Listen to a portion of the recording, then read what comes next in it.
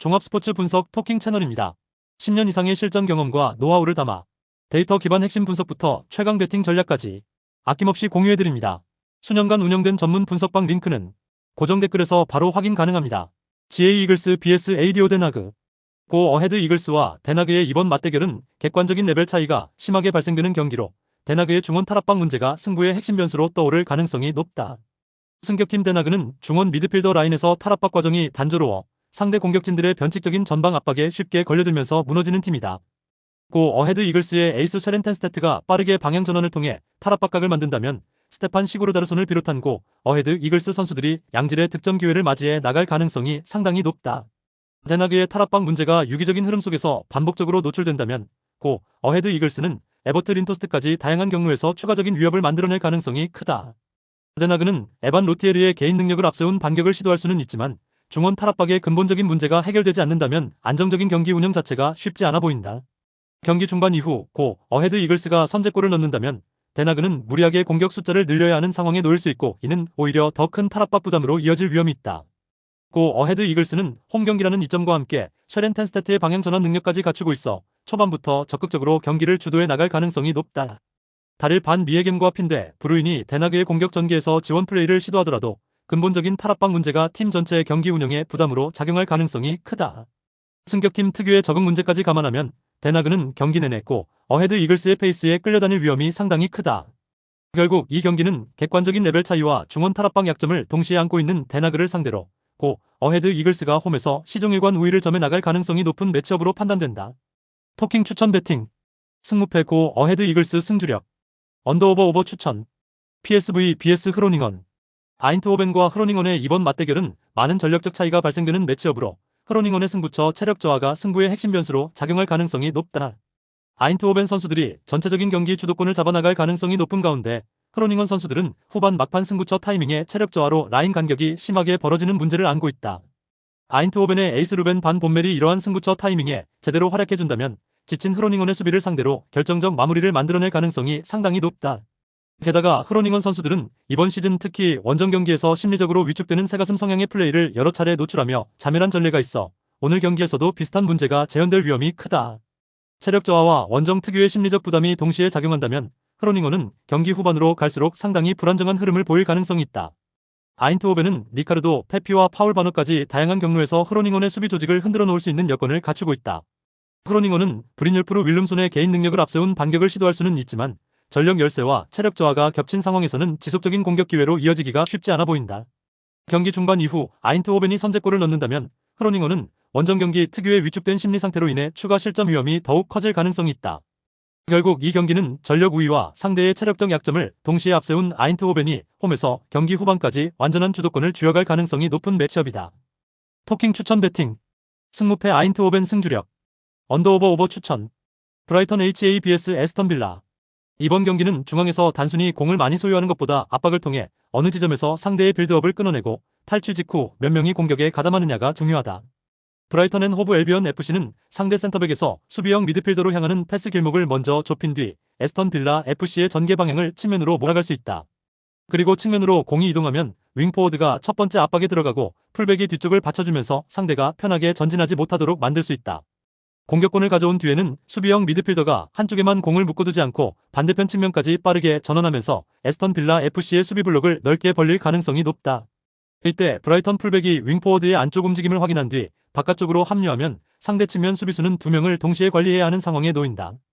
그리고 그 뒤에서 출발한 이선 자원이 페널티 지역 측면 하프 스페이스를 향해 침투하면 컵백 한 번으로 바로 슈팅 장면까지 이어질 수 있다. 에스턴 빌라 FC가 중앙을 촘촘하게 막을 경우 브라이턴은 굳이 좁은 공간만 고집하지 않고 측면 폭을 넓혀 수비 간격부터 흔드는 선택을 가져갈 수 있다.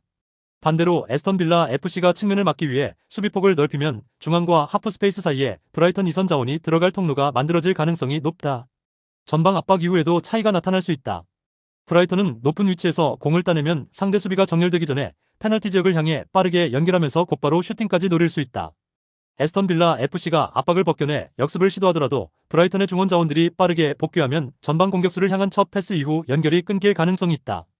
반면 브라이턴이 역습 기회를 잡으면 측면 공격수뿐 아니라 이선 자원까지 곧바로 전진하면서 상대 수비 숫자와 맞먹는 공격 인원을 확보할 수 있다.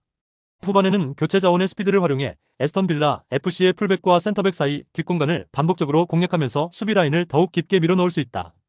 이렇게 되면 에스턴 빌라 FC는 공격을 위해 전진해야 하는 상황에서도 수비 뒷공간을 의식해 많은 숫자를 올리기 어려워진다.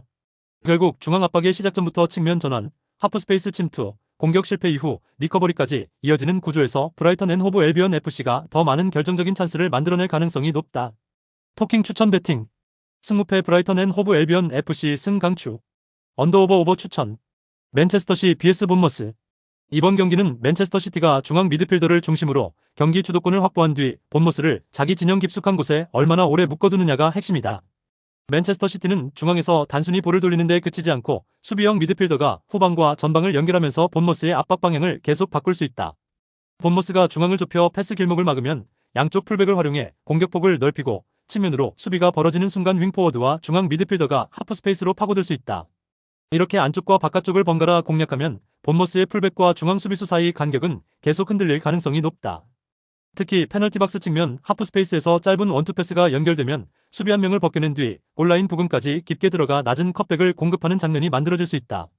본머스가 첫 번째 컷백을 걷어내더라도 맨체스터 시티의 수비형 미드필더와 중앙 미드필더가 페널티박스 바깥에서 세컨드볼 경합을 가져가면 다시 공격이 이어질 수 있다. 이러한 공격이 반복될수록 본머스는 수비를 끝냈다고 판단하기 어려워지고 페널티박스 안에 많은 숫자를 남겨두면서 역습에 가담할 선수까지 부족해질 수 있다. 맨체스터 시티의 전방 압박 역시 본머스가 자기 진영에서 빠져나오는 과정에 상당한 영향을 줄 수 있다. 공격수와 윙포워드가 센터백의 패스 방향을 측면으로 몰아놓고 중앙 미드필더가 그 다음 패스 길목을 차단하면 본머스는 골키퍼를 거친 긴 패스로 탈출할 수밖에 없는 상황이 만들어질 수 있다. 반면 본머스가 압박을 벗겨내 역습 기회를 잡더라도 맨체스터 시티의 수비형 미드필더가 페널티박스 앞 중앙을 먼저 정리하면 공격 방향이 자연스럽게 측면으로 제한된다. 이때 수비 라인까지 빠르게 내려와 간격을 맞추면 본머스의 이선 자원들이 페널티박스까지 올라오기 전에 다시 수적 우위를 확보할 수 있다. 그래서 본머스가 위협적인 역습 한두 차례를 만들더라도 경기 전체의 슈팅 기회와 페널티박스 진입 횟수에서는 맨체스터 시티가 확실하게 앞서는 그림을 예상할 수 있다. 후반 승부처에서는 교체 카드의 차이도 중요한 변수가 될 수 있다. 맨체스터 시티가 신선한 중앙 미드필더와 측면 자원을 투입하면 전방 압박의 강도를 유지하면서 체력이 떨어진 본머스 수비수의 뒷공간을 계속 파고들 수 있다. 특히 측면에서 새로운 돌파 자원이 수비수를 끌어낸 뒤 하프스페이스로 패스를 연결하면 경기 초반부터 반복했던 컷백 공격의 위력은 후반에 더욱 커질 수 있다. 결국 중앙에서 패스 방향을 지배하고 측면과 하프스페이스에서 지속적으로 수적 우위를 만드는 맨체스터 시티가 더 많은 결정적인 찬스를 생산하면서 승리까지 연결할 가능성이 높은 경기다. 토킹 추천 배팅. 승무패 맨체스터 시티 FC 승 강추. 언더오버 강추. 앙제 SCO vs 릴 OSC. 이번 경기는 중앙 압박을 벗겨낸 뒤 얼마나 빠르게 측면으로 공격 방향을 바꾸느냐가 경기 주도권을 결정할 가능성이 높다. 앙제 SCO는 하프라인 부근부터 중앙 간격을 좁혀 릴의 전진 패스를 차단하려 할 것이다. 하지만 릴의 수비형 미드필더가 한쪽 압박을 유도한 뒤 반대편 풀백에게 빠르게 볼을 뿌리면 앙제의 중원은 계속 좌우로 이동해야 한다. 이때 릴의 풀백이 측면 빌드업에 합류하고 윙포워드가 안쪽으로 좁혀 들어가면 앙제의 측면 수비수는 두 개의 공간을 동시에 관리해야 한다. 그리고 중앙 미드필더가 지원을 위해 바깥쪽으로 움직이는 순간 페널티박스 측면 하프스페이스로 이선 자원이 침투할 공간이 생길 수 있다. 릴은 바로 이 구간에서 짧은 패스와 낮은 컷백을 연결하면서 문전 앞 결정적인 슈팅 기회를 만들 수 있다. 앙제가 공을 빼앗고 역습으로 전환하려면 첫 번째 전진 패스와 이선의 전진 속도가 동시에 맞아야 한다. 하지만 릴 20을 잃은 직후 가까운 미드필더가 패스 길목부터 차단하면 앙제의 역습은 속도가 붙기 전에 끊길 가능성이 높다. 전방 압박이 실패한 상황에서도 릴이 빠르게 라인을 내려 중앙과 측면 사이 간격을 다시 맞추면 앙제가 넓은 공간을 활용하기 어렵다.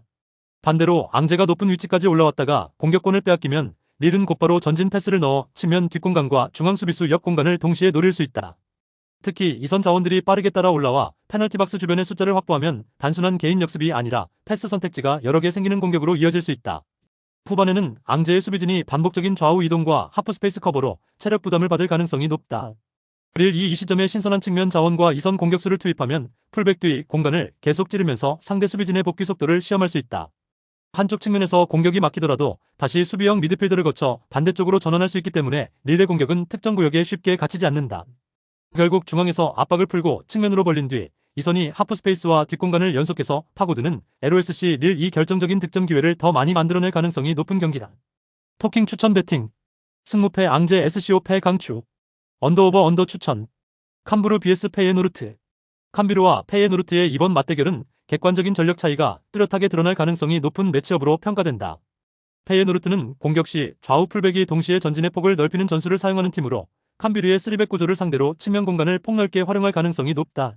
중앙 미드필더 루치아노 발렌테가 빠르게 탈압박을 통해 전환 패스를 시도하면서 상대 수비 블록을 흔들어 놓으면 이로 인해 하프 스페이스 지역에서 아니스 아지 무사의 침투가 활발하게 이뤄지고 결정적인 찬스가 만들어질 가능성이 상당히 높다. 캄비르의 3백 수비진이 이러한 페이에노르트의 폭넓은 공격 전개를 안정적으로 통제해낼 수 있을지는 상당히 의문스러운 부분이다. 페이에노르트는 우에다 아야세의 마무리 능력까지 더해지며 유기적인 흐름 속에서 지속적으로 득점 위협을 가할 수 있는 팀이다. 캄비르는 스카이 빙크와 일리에스 아마슈의 개인 능력을 앞세운 반격을 시도할 수는 있지만 전력 열세와 측면 수비 부담이 겹친 상황에서는 지속적인 공격 기회로 이어지기가 쉽지 않아 보인다. 경기 중반 이후 페이에노르트가 선제골을 넣는다면 캄비르는 무리하게 공격 숫자를 늘려야 하는 상황에 놓일 수 있고, 이는 오히려 페이에노르트의 측면 전개에 더 큰 공간을 열어주는 악순환으로 이어질 위험이 있다.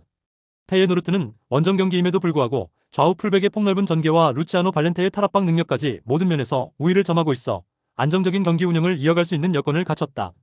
결국 이 경기는 객관적인 전력 우위와 폭넓은 측면 공격 전개를 동시에 앞세운 페이에노르트가 원정에서도 시종일관 우위를 점해 나갈 가능성이 높은 매치업으로 판단된다. 토킹 추천 배팅. 승무패 캄비르 패주력. 언더오버 오버 추천. 에이티 마드리드 vs 비아레알. 에이티 마드리드와 비아레알의 이번 맞대결은 알렉스 바이나의 빌드업 능력이 승부의 핵심 변수로 작용할 가능성이 높은 매치업이다.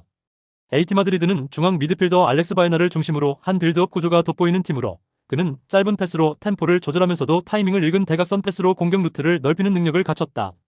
이로 인해 에이티 마드리드의 공격력이 점점 살아나며 비아레알의 포백 수비는 포지셔닝을 제대로 유지하지 못하고 흔들릴 가능성이 상당히 높다. 게다가 에이티 마드리드는 이강인의 정교한 킥 능력까지 보유하고 있어 상대 페널티 박스 주변 지역에서 프리킥 찬스를 얻어낼 때마다 날카로운 직접 프리킥으로 결정적인 득점 기회를 창출해 나갈 가능성이 매우 높다. 비아레알의 포백 문제가 유기적인 흐름 속에서 반복적으로 노출된다면 에이티 마드리드는 훌리안 알바레즈와 줄리아노 시메오네까지 다양한 경로에서 추가적인 위협을 만들어낼 가능성이 크다.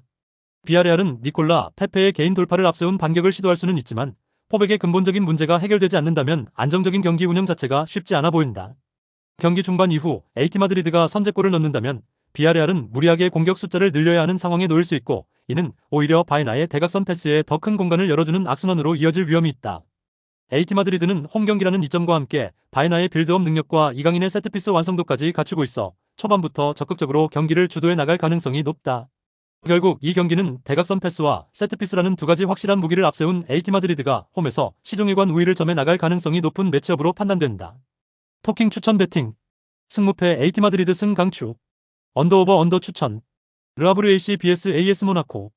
이번 경기는 중원에서 누가 먼저 공을 끊느냐보다 인터셉트 이후 첫 패스를 얼마나 정확하게 연결하느냐가 승부 흐름을 결정할 가능성이 높다. 르아브르 AC는 수비형 미드필더가 박스 앞에서 공을 끊어내더라도 주변 지원이 늦으면 전진 패스를 급하게 선택하면서 다시 압박을 받을 수 있다. 반면 모나코는 첫 번째 압박 이후 두 번째 선수와 세 번째 선수가 패스 길목과 측면 공간을 동시에 관리하며 상대의 선택지를 좁힐 수 있다. 그래서 르아브르 AC가 짧게 풀어나가려 할수록 패스 방향이 제한되고 결국 측면이나 전방을 향한 길고 불안정한 패스를 선택할 가능성이 높아진다. 모나코가 그 공을 다시 따내면 수비형 미드필더가 곧바로 전진 패스를 연결하고 측면 풀백과 윙포워드가 2대1을 만들며 공격 속도를 높일 수 있다. 여기에 하프스페이스에 위치한 이선 자원이 원터치로 볼을 흘려주면 르아브르 AC의 센터백은 전방 공격수의 침투와 이선 움직임을 동시에 신경 써야 한다. 전방 압박이 성공한 뒤 곧바로 슈팅까지 이어지는 모나코의 공격 전환 역시 이번 경기에서 중요한 차이를 만들 수 있다. 르아브르 AC는 공을 빼앗긴 직후 수비형 미드필더가 박스 앞을 먼저 지켜야 하지만 풀백과 중앙 미드필더의 복귀가 늦으면 하프스페이스가 그대로 열릴 위험이 있다. 역습에서도 차이가 나타날 수 있다. 르아브르 AC는 전방 타깃에게 공을 먼저 전달한 뒤 지원을 기다리는 과정이 필요하지만 모나코는 측면 공격수가 이미 상대 풀백 뒤를 향해 뛰기 시작한 상태에서 전진 패스를 받을 수 있다. 그래서 같은 역습 상황에서도 모나코 쪽이 더 빠르게 상대 페널티 지역까지 도달할 가능성이 높다. 후반 르아브르 AC가 실점 이후 라인을 올리는 순간 모나코의 교체 자원이 넓어진 측면 공간을 반복적으로 공략하며 수비 라인을 더 깊게 밀어넣을 수 있다. 그렇게 되면 르아브르 AC는 박스 앞에서 공을 걷어내는 데 급급해지고 모나코는 다시 세컨드볼 경합에 붙으며 공격을 이어갈 수 있다. 결국 중원 압박의 연속성, 하프스페이스 원터치 연결, 역습 타이밍과 후반 교체 카드까지 감안하면 AS 모나코가 더 높은 전술 완성도로 승리에 가까워질 가능성이 높다. 토킹 추천 배팅. 승무패 르아브르 AC 패 강추. 언더오버 오버 추천. 뉴캐슬 vs 리버풀. 이번 경기는 단순하게 어느 팀이 중원에서 더 거칠게 부딪히느냐보다 첫 번째 압박 이후 세 번째 선수가 어느 위치를 선점하느냐가 훨씬 중요하게 작용할 수 있다. 뉴캐슬 유나이티드 FC는 중앙 미드필더들의 활동량을 앞세워 초반부터 강하게 맞붙고 수비형 미드필더의 인터셉트 이후 측면 뒷공간을 빠르게 공략하며 홈에서 흐름을 가져가려 할 가능성이 높다.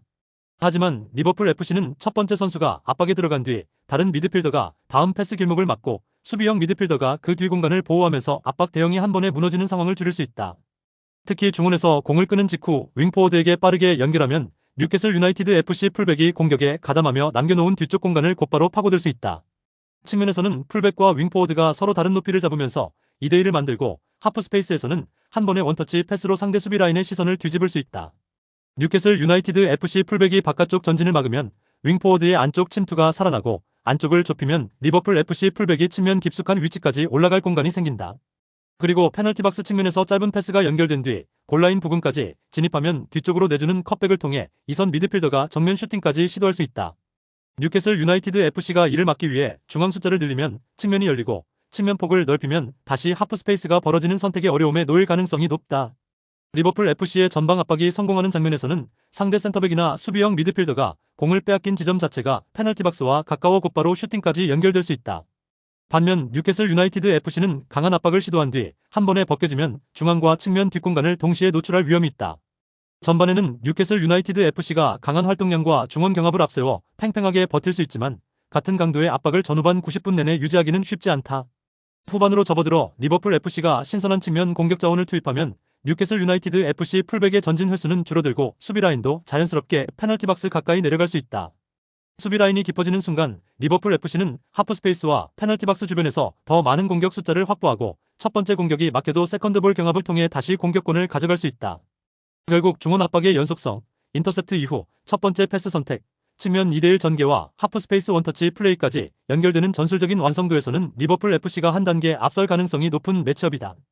토킹 추천 배팅 승무패 뉴캐슬 유나이티드 FC 패 강추 언더오버 추천 프로시노네 vs 유벤투스 이번 경기는 전반보다 후반으로 갈수록 양팀의 전술적 차이가 뚜렷해질 가능성이 높은 매치업이다.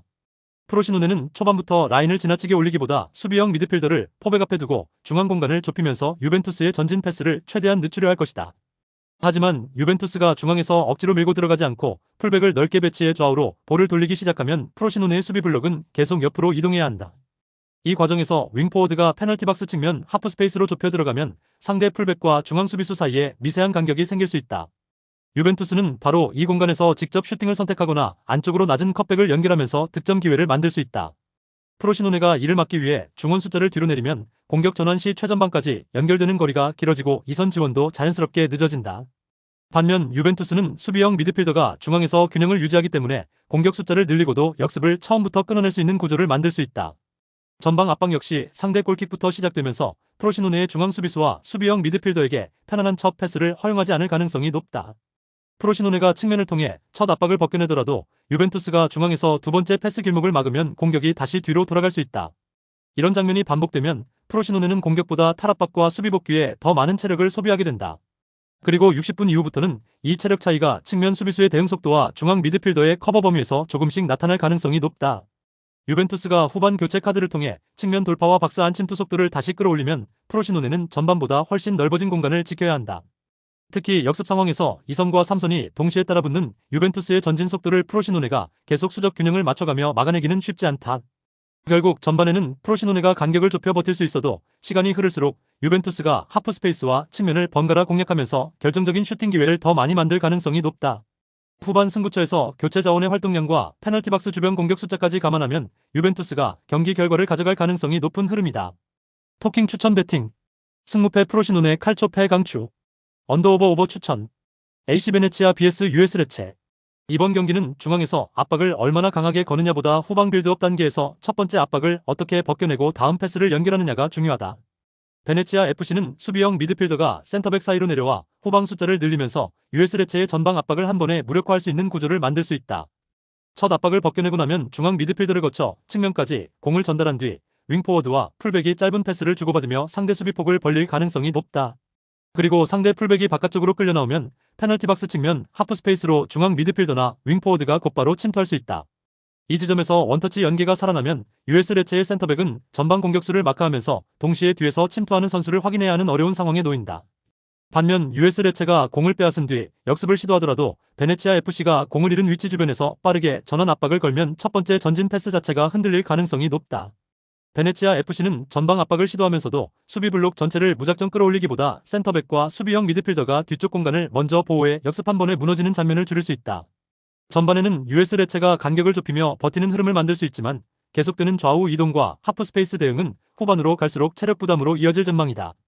후반 교체 카드로 박스 안에서 버틸 수 있는 타깃 자원까지 투입되면 베네치아 FC는 측면 크로스, 낮은 컷백, 하프 스페이스 원터치 연계까지 공격 선택지를 더욱 넓힐 수 있다. 결국 점유율을 안정적으로 가져가면서 상대 수비 블록을 좌우로 움직이고 페널티 박스 근처에서 더 많은 찬스를 만들어낼 수 있는 베네치아 FC가 경기 흐름을 원하는 방향으로 끌고 갈 가능성이 높다. 토킹 추천 배팅. 승무패 베네치아 FC 승강추. 언더오버 언더 추천. 헤타페 vs 산탄데르. 이번 경기는 중앙지역에서 첫 번째 압박 이후 두 번째 움직임이 얼마나 빠르게 이어지느냐가 경기 주도권을 결정할 가능성이 높다. 헤타페 CF는 중앙 미드필더가 볼 소유자를 향해 전진하고 수비형 미드필더가 그 뒤를 보호하면서 상대의 중앙 전진 패스를 단계적으로 차단할 수 있다. 라싱 산탄데르가 중앙 통로를 막힌 뒤 측면으로 공을 돌리면 헤타페는 윙포워드와 풀백을 이용해 터치라인 쪽에서 다시 압박 범위를 좁힐 수 있다. 그리고 공을 빼앗은 뒤에는 무조건 빠르게 앞으로 보내기보다 수비형 미드필더를 한번 거쳐 반대 측면까지 방향을 바꾸면서 상대 수비 블록을 넓게 벌리는 운영이 가능하다. 풀백이 측면 폭을 넓혀주고 윙포워드가 안쪽 하프 스페이스로 들어오면 라싱 산탄데르의 풀백은 바깥쪽과 안쪽을 동시에 신경 써야 한다. 이 과정에서 센터백이 측면 커버를 위해 한 발 바깥으로 움직이면 페널티 박스 중앙에 공간이 생기고 헤타페의 최전방 공격수나 중앙 미드필더가 그 지점으로 들어갈 수 있다. 특히 하프 스페이스에서 짧은 패스가 이어진 뒤 엔드라인 부근에서 낮게 연결되는 컷백은 헤타페가 반복적으로 노릴 수 있는 현실적인 득점 루트다. 반면 라싱 산탄데르는 공을 탈취한 직후 헤타페 풀백이 올라간 공간을 빠르게 찌르면서 역습 한두 차례는 충분히 만들 수 있다. 하지만 헤타페가 수비형 미드필더를 중앙에 남겨두고 반대편 풀백의 전진 높이를 조절한다면 역습에 필요한 첫 번째 패스 길목부터 좁힐 수 있다. 이렇게 상대의 빠른 전환을 여러 차례 끊어내면 라싱 산탄데르 공격수들은 점점 낮은 위치까지 내려와 공을 받아야 하고 상대 페널티 박스까지 이동하는 거리도 길어진다. 헤타페가 점유율을 높게 가져가는 과정에서도 수비형 미드필더가 센터백 앞을 지키고 풀백 한 명이 후방 균형을 잡아주면 공격이 끊긴 뒤에도 바로 수비 블록을 재정비할 수 있다. 후반에는 교체 카드가 승부의 방향을 더 뚜렷하게 만들 수 있다. 라싱 산탄데르의 측면 자원들이 전반부터 수비와 공격을 반복하면 후반 들어 풀백의 방향 전환 속도와 복귀 스프린트가 떨어질 가능성이 있다. 헤타페가 이 시점에 빠른 교체 자원을 투입해 바깥쪽 돌파와 안쪽 침투를 번갈아 시도하면 상대 측면 수비는 계속 뒷걸음질 치는 상황에 놓이게 된다. 그래서 전반에는 중앙에서 팽팽한 힘싸움이 이어지더라도 시간이 지날수록 압박의 연속성, 라인 컨트롤, 측면 스프린트 에너지에서 헤타페가 조금씩 우위를 만들 가능성이 높다. 결국 수비형 미드필더와 풀백이 공격과 수비 사이의 균형을 동시에 잡아주는 헤타페가 점유율과 페널티 박스 진입 횟수를 함께 끌어올리며 경기 전체를 주도할 가능성이 높은 매치업이다. 토킹 추천 배팅. 승무패 헤타페 CF 승강추. 언더오버 언더 추천. 아탈란타 vs 사수올로. 이번 경기는 점유율 자체보다 그 점유율을 얼마나 안전하게 공격으로 연결하고 공을 잃은 직후 얼마나 빠르게 박스 앞을 보호하느냐가 중요하다. 아탈란타 BC는 중앙 미드필더들이 전방 압박과 측면 커버를 나눠 맡으면서 사수올로의 짧은 빌드업을 한쪽 방향으로 몰아갈 가능성이 높다. 사수올로가 센터백과 수비형 미드필더를 활용해 첫 번째 압박을 풀려 하더라도 패스 길목이 차단되면 전방을 향한 긴 패스 비중이 자연스럽게 늘어날 수밖에 없다. 그리고 아탈란타는 센터백이 첫 경합을 처리한 뒤 수비형 미드필더와 중앙 미드필더가 세컨드볼 지점까지 빠르게 붙으며 다시 공격권을 가져오는 그림을 만들 수 있다. 공격에서는 풀백이 안쪽으로 좁혀 들어오면서 중앙 숫자를 늘리고 바깥쪽 공격수와 하프 스페이스에 위치한 이선 자원이 서로 다른 높이에서 움직이는 구조가 핵심이다. 사수올로가 중앙을 막기 위해 수비 숫자를 좁히면 아탈란타는 측면에서 크로스와 컷백을 만들 수 있고 측면을 넓게 막으면 하프 스페이스에서 이선 자원이 공을 받아 직접 슈팅이나 침투 패스를 선택할 수 있다. 반면 사수올로는 전방 타깃을 활용해 한두 차례 역습 기회를 만들 수 있지만 아탈란타의 수비형 미드필더가 박스 앞에서 자리를 지키면 두 번째 연결이 중앙에서 끊길 가능성이 높다. 그래서 사수올로의 역습이 단발성 전개로 끝나는 반면 아탈란타는 공을 다시 따낸 뒤 곧바로 두 번째 공격까지 이어가는 장면을 반복할 수 있다. 후반으로 갈수록 아탈란타가 교체 자원을 통해 중원 활동량과 측면 수비 범위를 보강하면 점유율을 유지하면서도 실점 위험을 함께 줄일 수 있다. 사수올로가 동점을 만들기 위해 공격 숫자를 앞으로 늘리는 순간에는 풀백 뒤쪽과 중앙 미드필더 뒤 공간이 벌어질 가능성도 커진다. 이때 아탈란타가 전방 타깃을 활용해 첫 패스를 지켜내고 이선 자원이 하프 스페이스로 따라 들어가면 추가 득점 기회까지 만들 수 있다. 결국 전방 압박, 박스 앞 보호, 중앙 숫자, 우위, 후반 교체 운영까지 연결되는 전술 틀의 완성도에서는 아탈란타 BC가 한 단계 앞선 경기 내용을 보여줄 가능성이 높다. 토킹 추천 배팅. 승무패 아탈란타 BC 승 강추. 언더오버 언더 추천. 토리노 vs AC 밀란. 이번 매치는 중앙에서 첫 번째 압박을 누가 더 안정적으로 풀어내느냐가 전체적인 경기 흐름을 결정할 가능성이 높다. 토리노 FC는 중앙 압박의 폭을 좁혀 밀란의 수비형 미드필더가 전진 방향으로 몸을 돌리지 못하게 만들려 할 것이다. 하지만 AC 밀란이 센터백과 수비형 미드필더 사이에서 짧게 공을 순환한 뒤 반대 측면으로 빠르게 전환하면 토리노의 압박 대형은 한쪽에서 다른 쪽으로 크게 움직여야 한다. 이때 밀란의 풀백이 바깥쪽을 넓게 밟고 윙포워드가 안쪽 하프 스페이스로 좁혀 들어가면 토리노 측면 수비진은 두 개의 공간을 동시에 관리해야 하는 상황에 놓인다.